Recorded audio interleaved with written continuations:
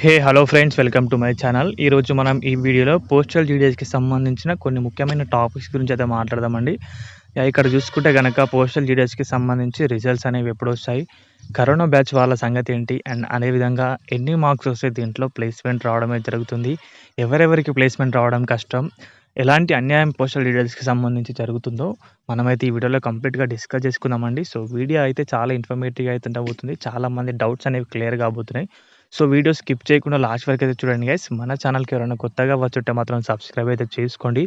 Daily ఇలాంటి ముఖ్యమైన updates అనేవి మన ఛానల్లో అందుబాటులో ఉంటాయి. Without any waste in the time, let's begin the video.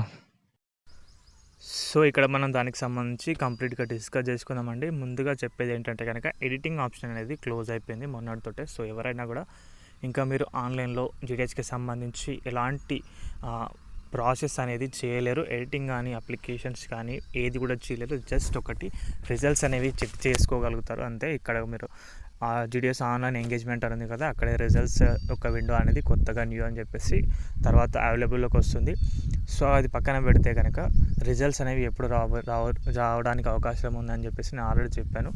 ఈ మంత్ 18, 19, 20 డేట్స్లలో దీనికి సంబంధించిన రిజల్ట్స్ అనేవి ఫస్ట్ మెరిట్ లిస్ట్ అనేది దీంట్లో అవైలబుల్గా ఉంటుంది మన ఈ వెబ్సైట్లోనే. అండ్ అదేవిధంగా కరోనా బ్యాచ్ సంగతి గురించి మనం మాట్లాడితే కనుక మొన్నటిసారి చాలామందికి కరోనా బ్యాచ్ వాళ్ళకి చాలామంది ఏం చెప్పారంటే వారికి ఉద్యోగాలు రావు, వారికి ఇబ్బంది అవుతుందని చెప్పేసి చెప్పడమే జరిగింది. వాళ్ళ పర్సంటేజ్ సరిగా క్వాలిఫై చేయరు అని చెప్పేసి చాలామంది అయితే అపోహపడుతున్నారు. సో అలాంటి విషయం ఏం లేదండి, అందరివి కూడా వ్యాలిడ్గానే ఉంటాయి. ఎందుకంటే గవర్నమెంట్ నుంచి ఇవన్నీ కూడా చేశారు కాబట్టి. సో మీరు ఎలాంటి భయపడాల్సిన అవసరం లేదు. ఒకటి ఏంటంటే సెంట్రల్ గవర్నమెంట్ జాబ్ కాబట్టి ఏజ్ క్రైటీరియా అనేది చూస్తారు. ముందుగా మీ మార్క్స్తో ఎక్కువ ఎవరికి ఏజ్ ఉంటుందో వారికైతే ఇవ్వడమే జరుగుతుంది. సో ఇది ఒకటైతే గుర్తుపెట్టుకోండి. అండ్ అదేవిధంగా ఎన్ని మార్క్స్ రావాలని చెప్పేసి మనం మాట్లాడుకుంటే కనుక అబోవ్ 85%, 90% ఉంటేనే పోస్టల్ జీడిఎస్లో రావడానికి అవకాశం అవుతుంది. అది కూడా ఫస్ట్ మెరిట్ లిస్ట్లో. సెకండ్ లిస్ట్లో, థర్డ్ లిస్ట్లో మీకు కంపల్సరీగా 90 అబోవ్ ఉంటేనే మీకైతే దాంట్లో ప్లేస్మెంట్ అనేది రావడానికి అయితే ఛాన్స్ అయితే ఉంటుంది. ఈ విషయాన్ని అయితే మంచిగా గుర్తుపెట్టుకోండి.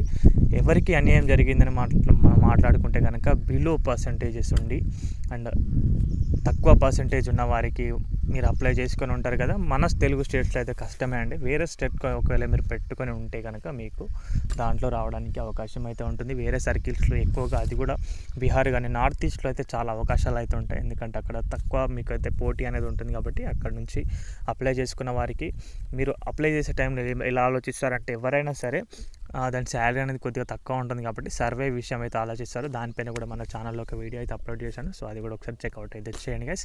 అండ్ అదేవిధంగా ఇంకొకటి మనం చూసుకుంటే కనుక మీరు ట్రాన్స్ఫర్ గురించి కూడా చాలామంది అయితే అపోహపడుతున్నారు.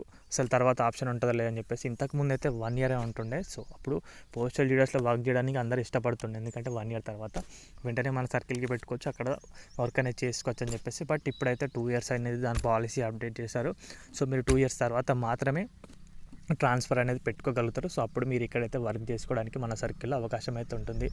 సో ఎవరికైతే వేరే సర్కిల్ నుంచి అప్లై అయితే చేసుకున్నారో కొంచెం తక్కువ పర్సంటేజ్ ఉండి వారికైతే పర్వాలేదండి, వారికైతే రావడానికి ఎక్కువ అవకాశాలు అయితే ఉంటాయి. 80 అబోవ్, 85 అబోవ్ ఉంటే కనుక. ఓకేనా. సో ఇది గైస్ అప్డేట్ అయితే కనుక వీడియో నచ్చితే వీడియోకి అయితే ఒక లైక్ చేయండి. మన ఛానల్కి ఎవరైనా కొత్తగా వచ్చి సబ్స్క్రైబ్ అయితే చేసుకోండి. థ్యాంక్స్ ఫర్ వాచింగ్ అందరికీ. బాయ్.